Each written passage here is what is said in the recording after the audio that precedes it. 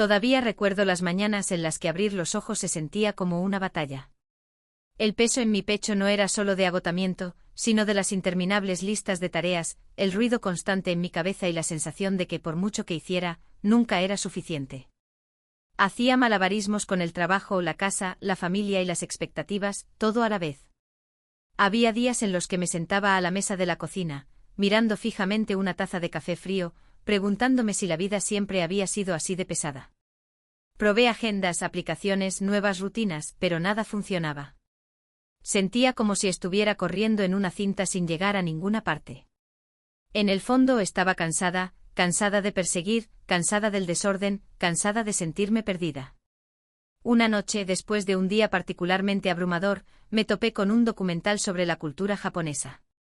Hablaban de hábitos sencillos, cambios pequeños, casi invisibles, que no exigían perfección ni grandes gestos.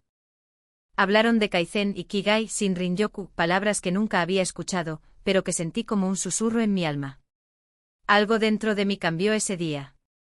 ¿Qué pasaría si, en lugar de intentar arreglarlo todo de golpe, pudiera construir una vida más tranquila y despejada, con pequeños hábitos a la vez? Hoy quiero compartir los 7 hábitos japoneses que transformaron mis días caóticos en días de paz. No son solo prácticas, se convirtieron en la brújula que me ayudó a salir de la niebla. No lo sabía en ese momento, pero mi mayor error fue pensar que tenía que cambiarlo todo de la noche a la mañana. Cuando descubrí Kaizen, la filosofía japonesa de mejora continua, me pareció demasiado simple para creerlo. ¿Pequeños pasos diarios? ¿Pequeñas victorias? ¿Podría eso realmente arreglar una vida que parecía desmoronarse? Pero estaba tan desesperada que lo intenté. A la mañana siguiente elegí la tarea más fácil que se me ocurrió, vaciar un cajón de la cocina. Me llevó menos de 10 minutos, pero al cerrarlo, sentí que había recuperado un pequeño rincón de mi vida. No fue solo un cajón limpio, fue una pequeña victoria sobre el caos. Así que al día siguiente elegí otra pequeña tarea, hacer la cama como es debido, no con la prisa y el desgano que solía hacer. Al día siguiente me comprometí a beber un vaso lleno de agua antes del café. Era extraño, ninguno de estos cambios era lo suficientemente grande como para publicarlo o siquiera mencionarlo, pero en mi interior podía sentir un cambio. Por primera vez en meses, no me estaba ahogando. Estaba avanzando lenta y silenciosamente, pero avanzaba. La belleza del Kaizen es que no exige perfección ni velocidad. Exige presencia. Te enseña a encontrar el poder en las acciones más pequeñas.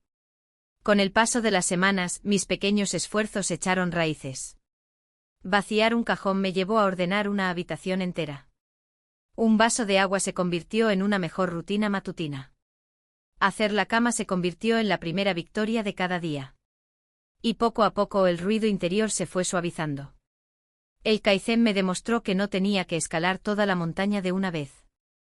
Solo tenía que dar el siguiente pequeño paso, y luego otro más. Mirando hacia atrás ahora, esos pequeños pasos me salvaron. Me dieron impulso cuando no lo tenía. Me devolvieron la sensación de control cuando todo parecía disperso. Si la vida te parece demasiado grande ahora mismo, si los problemas te parecen demasiado pesados, te prometo, empieza poco a poco. Porque las cosas pequeñas no son pequeñas en absoluto. Hubo un tiempo en que me despertaba cada mañana con una pesadez inexplicable. No estaba triste exactamente, pero tampoco era feliz. Era como vagar en la niebla sin un mapa, siguiendo las instrucciones sin saber realmente por qué. Una noche me topé con una palabra que nunca había oído, Ikigai. Un concepto japonés que se traduce libremente como razón de ser. Me detuvo en seco. Me di cuenta de que no me había preguntado en años qué me hacía sentir realmente viva. Estaba demasiado ocupada siendo lo que todos necesitaban, una trabajadora, una hija, una amiga, pero había perdido el contacto conmigo misma. Esa noche me senté con un cuaderno. Dibujé 4 círculos como sugería el libro, lo que amo, en lo que soy bueno, lo que el mundo necesita y aquello por lo que podría cobrar. En el centro donde se superponían los círculos, se suponía que estaba mi Ikigai. Al principio, la página parecía vacía. La miré fijamente con la mente en blanco con un nudo formándose en el pecho. ¿Y si no tenía un propósito? Pero poco a poco pequeñas cosas vinieron a mi mente. Me encantaba ayudar a la gente no con grandes gestos, sino de forma discreta. Era buena escuchando, entendiendo las palabras que la gente no decía. El mundo, pensé, necesitaba más paciencia, más amabilidad. No era un puesto de trabajo ni un plan de carrera, era un sentimiento. La sensación de que tal vez mi vida no se trataba de grandes logros, sino de pequeños momentos de conexión. Con el paso de los días empecé a vivir con ese pensamiento en mente: ¿cómo puedo traer más de lo que amo al presente? No mañana. No algún día. Hoy. El Ikigai me enseñó que no tenía que buscar un único gran propósito. Podía construir una vida a partir de pequeñas cosas que me alegraban el corazón. Ahora, al despertar, ya no siento que voy a la deriva. Incluso en los días difíciles, sé que hay una razón para seguir adelante, no por nadie más, sino por mí. Si te has sentido perdido como si flotaras por la vida sin un mapa, quizás no sea porque estés roto. Quizás sea porque aún no has conocido a tu Ikigai. Y créeme, vale la pena encontrarlo. Solía pensar que aferrarme a las cosas me hacía más fuerte. Cajas apiladas en armarios, cajones llenos de ropa que no me había puesto en años, estantes llenos de regalos que nunca me gustaron del todo pero que me daban pena tirar. Todo estaba allí, testigos silenciosos de la vida a la que me aferraba. Hasta que un sábado por la tarde, de pie en medio de mi habitación, me sentí asfixiada por todo aquello. No solo por el desorden, sino por los recuerdos, la culpa, el peso de una vida que ya no vivía. Fue entonces cuando descubrí el dansari, el arte japonés de soltar. No solo limpiar. No solo organizar. Dansari significa rechazar lo innecesario, descartar lo sobrante y separarte de las cosas que ya no te sirven. Decidí empezar poco a poco con mi armario. Abrí las puertas y me quedé mirando las filas de ropa que no había tocado en años. Cada prenda tenía una historia: el vestido que usé en una fiesta que no disfruté, la chaqueta que me regaló alguien con quien ya no hablaba. Me di cuenta de que no solo me aferraba a la tela, sino a versiones de mí misma que ya no me quedaban. Con manos temblorosas tomé un vestido y susurré: gracias por ser parte de mi vida, y lo metí en la bolsa de donaciones. Uno a uno los fui dejando ir, y con cada prenda, me sentí un poco más ligera. No fue solo el armario lo que cambió ese día. Fui yo. Dejar ir lo innecesario hizo espacio para lo que realmente importaba. Espacio. Claridad. Paz. Dansari me enseñó que mi vida no tenía que estar llena para estar plena. De hecho, fue en los espacios vacíos donde finalmente me encontré a mí misma. Ahora, cada vez que me siento abrumada, me pregunto: ¿esto enriquece mi vida, o la agobia? Si te sientes estancada, quizá no sea porque necesites más. Quizás sea porque llevas demasiadas cosas encima. Créeme, cuando empiezas a soltar, dejas espacio para que te encuentren cosas mejores. Hubo una época en la que el único aire que respiraba era pesado, pesado por los plazos, el ruido y una lista interminable de cosas por hacer. Vivía rodeada de paredes, paredes de la oficina, paredes de la casa, paredes invisibles dentro de mi mente. E incluso cuando salía, apenas notaba el mundo que me rodeaba. Era solo un telón de fondo más para mi vida ajetreada. Un fin de semana, sintiéndome más agotada que de costumbre, decidí probar algo que había leído: Shinrin-yoku, un baño de bosque. No se trataba de darme un baño en el bosque. Se trataba de sumergirme en la naturaleza, no para hacer senderismo, ni para hacer ejercicio, sino simplemente para ser. Conduje hasta un parque cercano, nada del otro mundo, solo hileras de árboles altos y senderos sinuosos. Dejé el teléfono en el coche, me quité los zapatos y empecé a caminar despacio, sin rumbo. Al principio me sentí incómodo. No hacía nada de multitarea, ni revisaba mensajes, ni planeaba mi próximo movimiento. Solo caminaba. Solo respiraba. Pero entonces algo cambió. Noté cómo la luz del sol se filtraba entre las hojas, proyectando dibujos dorados en el suelo. Oí el suave susurro de los árboles, el suave crujido de las ramas bajo mis pies, el canto lejano de un pájaro. Incluso podía oler la tierra, rica, viva, arraigada.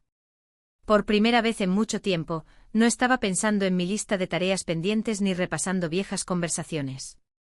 Simplemente estaba presente. Sentía como si el bosque respirara conmigo, entrando y saliendo, lento y constante, calmando la tormenta interior. Después de una hora, regresé a mi coche más ligero, más claro, casi como si una parte del peso que llevaba encima se hubiera quedado entre los árboles. Desde ese día, Shinrin-yoku se ha convertido en mi refugio tranquilo. Siempre que la vida empieza a sentirse demasiado ruidosa, demasiado rápida, demasiado intensa, busco un rincón verde, aunque sea solo un pequeño banco bajo un árbol. La naturaleza tiene una forma de recordarme que la vida no tiene por qué ser una carrera. A veces lo más importante que podemos hacer es bajar el ritmo y respirar. Si te sientes perdido, abrumado o desconectado, quizá lo que necesites no sea más ruido, sino más silencio. Más árboles. Más tierra bajo tus pies y viento en tu pelo. A veces la sanación comienza con un simple paso en el bosque. Hay algo en el desorden que te sorprende. Un día tu casa está un poco desordenada, unos papeles por aquí, un montón de ropa por allá. De repente el desorden se siente permanente como una extensión del caos en tu mente. Así es exactamente como me sentí, enterrada bajo cosas que me decía a mí misma que abordaría más tarde. Entonces una tarde mientras leía sobre tradiciones japonesas, descubrí el osoji, la práctica de una limpieza profunda y exhaustiva antes del año nuevo. Pero no se trataba solo de fregar pisos o quitar el polvo de las estanterías. Se trataba de deshacerse de lo viejo para dar la bienvenida a lo nuevo en tu espacio y en tu espíritu. Decidí probarlo. No una limpieza rápida. No una barrida apresurada. Una limpieza profunda y de verdad, de esas que había estado evitando durante demasiado tiempo. Empecé por la cocina. Vacié cada cajón, cada estante, cada rincón. Encontré cosas que había olvidado, platos desportillados, especias caducadas, electrodomésticos rotos, testigos silenciosos de una vida que vivía en piloto automático. Con cada cosa que tiraba o donaba, me sentía más ligera. Era como si el acto de limpiar eliminara algo más que polvo, eliminaba la culpa, el estancamiento, el arrepentimiento que ni siquiera sabía que cargaba. Luego pasé a la sala, al dormitorio, incluso al pequeño trastero que se había convertido en un vertedero de proyectos para algún día. No solo estaba limpiando mi casa. La estaba recuperando y al hacerlo, estaba recuperando partes de mí que habían estado enterradas bajo años de quizás necesite esto y sí. Para cuando terminé mi casa no solo se veía diferente, sino que se sentía diferente. Más luminosa. Más libre. Más viva. Y yo también. Osoji me enseñó que no podemos esperar nuevos comienzos si estamos demasiado agobiados por lo viejo. A veces la mejor manera de empezar de cero es despejar el espacio, no solo físico sino emocional. Ahora, cada pocos meses, reservo un día para mi propia versión de Osoji. Se ha convertido en un ritual, una silenciosa promesa a mí misma de que merezco un espacio que refleje paz, no desorden. Si te has sentido estancado, abrumado o inquieto, tal vez no sea solo mental. Tal vez esté a tu alrededor, en los montones y rincones que has estado ignorando. Empieza a despejar, no porque tengas que hacerlo, sino porque mereces vivir con más luz. Solía pensar que la amabilidad tenía que ser grande para que importara, grandes gestos, sacrificios dramáticos, aplausos públicos. Pero en algún momento me di cuenta de que había olvidado la simple magia de la amabilidad cotidiana, la silenciosa, la que no pide nada a cambio. Fue entonces cuando descubrí el omotenashi, el espíritu japonés de la hospitalidad desinteresada. No se trata solo de servir a alguien, se trata de anticiparse a sus necesidades, ofrecer sin esperar nada, dar porque puedes, no porque debes. Decidí practicarlo poco a poco solo para ver qué pasaba. La primera vez fue algo simple, sostener la puerta un poco más a una madre con dificultades para llevar un cochecito. Ni un agradecimiento ni un reconocimiento, solo un momento de ayuda en silencio. Otro día, pagué el café de la persona que estaba detrás de mí en la fila. No me quedé a ver su reacción. Simplemente sonreí y me marché. Pero el momento más inesperado llegó una tarde lluviosa de jueves. Vi a una mujer mayor luchando con la compra, con el paraguas volteándose por el viento. Sin pensarlo, corrí hacia ella, le sujeté las bolsas y le arreglé el paraguas. Me miró de verdad, y su sonrisa fue como una luz que atravesaba la oscuridad. Ese momento no se trataba de que yo me sintiera bien. Se trataba de una conexión, dos desconocidos compartiendo una pequeña pizca de humanidad. Omotenashi me enseñó que la amabilidad no es una transacción. Es una forma de vida. Es observar las pequeñas necesidades que te rodean y satisfacerlas en silencio, sin anunciarlo al mundo, sin llevar la cuenta. Y algo hermoso sucede cuando das así. El mundo se ablanda. La gente lo nota. Los corazones se abren. El mío, sin duda. Ahora, siempre que me siento atrapado en mis propias preocupaciones, intento mirar hacia afuera. ¿A quién puedo ayudar, aunque sea de la manera más pequeña? ¿Qué pequeña amabilidad puedo ofrecer sin esperar nada a cambio? No siempre es fácil, el mundo puede endurecerte, volverte reservado. Pero Omotenashi me recuerda que hay fuerza en la amabilidad, poder en la generosidad, magia en dar en silencio. Si la vida se siente fría o solitaria ahora mismo, tal vez la respuesta no esté en esperar a que la bondad te encuentre. Tal vez esté en darla libremente, plenamente y sin expectativas. Para mí, la comida siempre ha sido más que solo combustible. Era un consuelo después de un día duro, una recompensa por un trabajo bien hecho, una compañía en las noches solitarias. Comer no era solo una necesidad, era una vía de escape. Pero en algún momento dejé de escuchar a mi cuerpo. No comía cuando tenía hambre. Comía cuando estaba estresada, aburrida, triste y siempre comía hasta sentirme dolorosamente llena, buscando una satisfacción que nunca llegaba. Entonces me encontré con una frase de Okinawa, Japón, Ara Chibu, una práctica sencilla de comer hasta estar aproximadamente un 80% lleno. Ni lleno ni incómodo, simplemente contento. Sonaba casi demasiado fácil, demasiado suave para alguien como yo, que había pasado años comiendo en piloto automático. Pero decidí intentarlo. La primera comida fue difícil. Me sorprendí a mí misma repitiendo por costumbre, no por hambre. Sentí la llamada familiar, solo un poco más, solo un bocado más. Pero me detuve. Me pregunté, ¿de verdad sigo con hambre o simplemente me he acostumbrado a ignorarla cuando no la tengo? Dejé el tenedor. Me senté con ese ligero vacío, ese hambre silenciosa que en realidad no era hambre, era solo un espacio que no estaba acostumbrada a dejar vacío. Al principio me sentí extraño, casi equivocado. Pero entonces ocurrió algo sorprendente, me sentí más ligera. Con más control. Más respetuosa con mi cuerpo. Comida a comida, día a día, practicaba parar al 80%. No se trataba de negarme nada, sino de honrarme. Escuchar, no forzar. Confiar en que no tenía que llenar cada espacio para sentirme llena. Y con el tiempo no fue solo mi cuerpo lo que cambió, sino mi relación con la comodidad, con el control, con la suficiencia. Ara Chibu me enseñó que la satisfacción no se encuentra en el exceso. Se encuentra en el equilibrio, en la consciencia, en elegir parar cuando ya has tenido suficiente. Ahora, cuando me siento a comer, me conecto conmigo misma. Me escucho. Y cuando llego a ese lugar tranquilo, ni lleno ni vacío, me detengo. Si alguna vez te has sentido atrapado en ciclos de excesos, no solo con la comida, sino con cualquier cosa, quizás sea hora de practicar el arte de la suficiencia. Porque a veces menos no es solo más, es todo. Cuando miro hacia atrás y veo a la mujer que solía ser, cansada, abrumada, perdida, siento una oleada de compasión por ella. No era débil. Simplemente cargaba con demasiadas cosas, perseguía con demasiada intensidad, vivía demasiado rápido. La verdad es que mi vida no cambió de la noche a la mañana.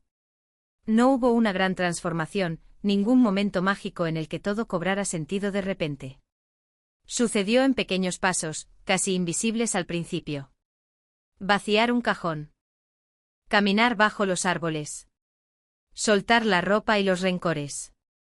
Detenerme al 80% de su capacidad.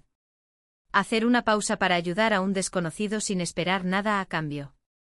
Sucedió a través de Kaizen, Ikigai, Dansari, Shinrin-yoku, Osoji, Omotenashi y Ara Chibu, no solo como hábitos, sino como amables compañeros que me guiaron de vuelta a mí mismo. Estas prácticas japonesas no solo simplificaron mi vida, sino que me la devolvieron. Y si estás parado donde yo una vez estuve, en medio del caos, preguntándote si alguna vez mejorará, quiero que sepas, si mejora. No con la perfección. No con saltos enormes.